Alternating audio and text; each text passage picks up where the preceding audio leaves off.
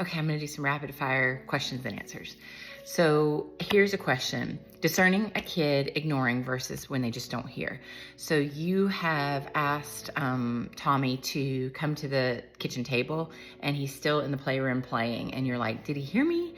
Or is he just ignoring me? And that's a hard thing to tell. And this parent references possibility of ADHD, and also just wondering, like, is he just totally in his head, or is this just defiance? Like, I heard her, but I don't care.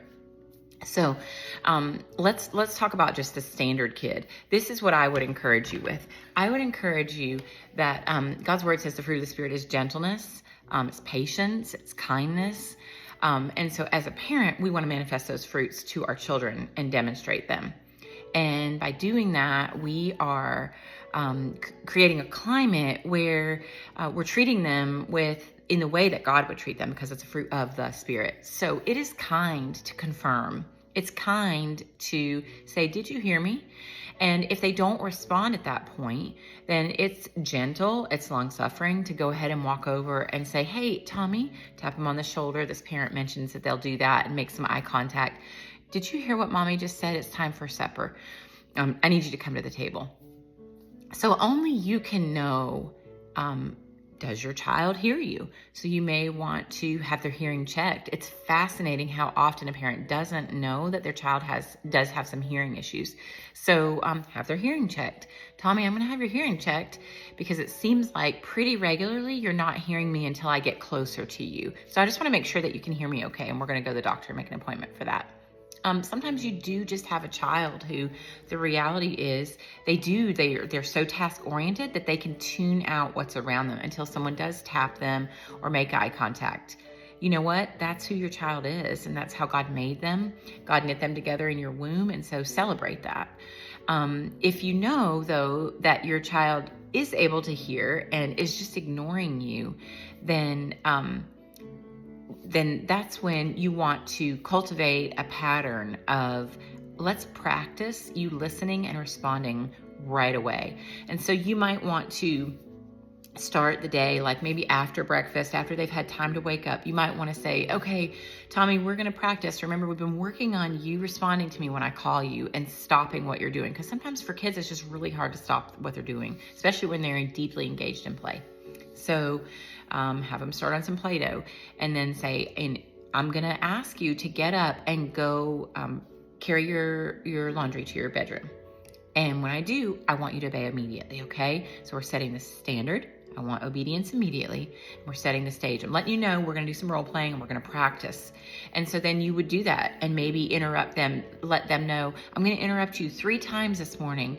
And each time when I interrupt you, I want you to obey immediately instead of waiting. So just remember, I'm going to interrupt you 3 times this morning, okay? And when you do it, if you listen and obey, then I'm gonna mark it on our little chart here that you were able to hear. And our goal is that you're going to hear and obey right away 3 times, and we'll mark them. And then we're going to have a party when Dad gets home tonight and celebrate.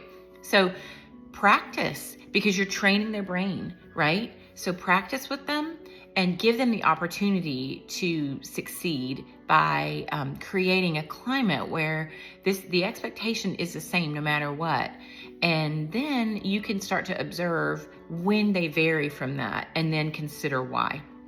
So it's definitely a kind thing, though, as a parent to understand that kids do get deeply engaged in play. And some children are going to have a DNA kind of a thing where, look, you can't change how they're made.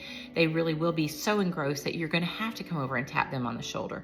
So as they get older, if that is your child, then it's important for you to remember that you're going to teach them coping mechanisms so that they can enter into adulthood, so that they can go to college, so that they can go to school, and they're able to manage that deep thought personality. So it might be important that you teach your kids to sit at the very front of the classroom, for example, or it might be important that you teach your kids to that you teach them to communicate with others. I can tend to get very engrossed, like maybe even in their first job, I can get really engrossed in a task. So if you notice that I don't respond, would you just tap me on the shoulder? Or would you send me a text or whatever? So you want to teach them how to cope if that is your child. Grace, patience, kindness, gentleness. The human tendency is to be frustrated because I called you 5 times and you didn't respond. And that can be very frustrating for a parent. But I think about God, right? And I think about, we were just talking about this in our Bible study last night, how many times he called to mankind. He called to Adam and Eve after sin. And we talked about last night that God just spoke and light was created, right? But after man distanced himself from God because they sinned, he called to them. He did more than just speak, he called to them. And so we want to mirror God. He's always calling to us. His desire is relationship. And so long-suffering and patience, but recognizing his standard doesn't change. Okay. And so it's okay to have a standard, but you do need to create standards that are age appropriate and achievable for your children. So if you see that your child is just not able to respond yet, then it's going to mean that you do have to walk over to him and tap him on the shoulder and say, hey, did you hear mommy? You didn't hear me? Let me say it again. Now, this is the expectation. You're listening now. And so remember, you need to listen and obey. Because God's word says, children, obey your parents. I need you to get up now and come to the table for dinner. I know you're playing, and you can come back to that after dinner, but I need you to come to the table now. Do you understand? Confirm that they understand. Yes. Okay. Listen and choose. What will you do? Choose you this day whom you will serve, right? And so you let them make that decision at that point. So hopefully that helps.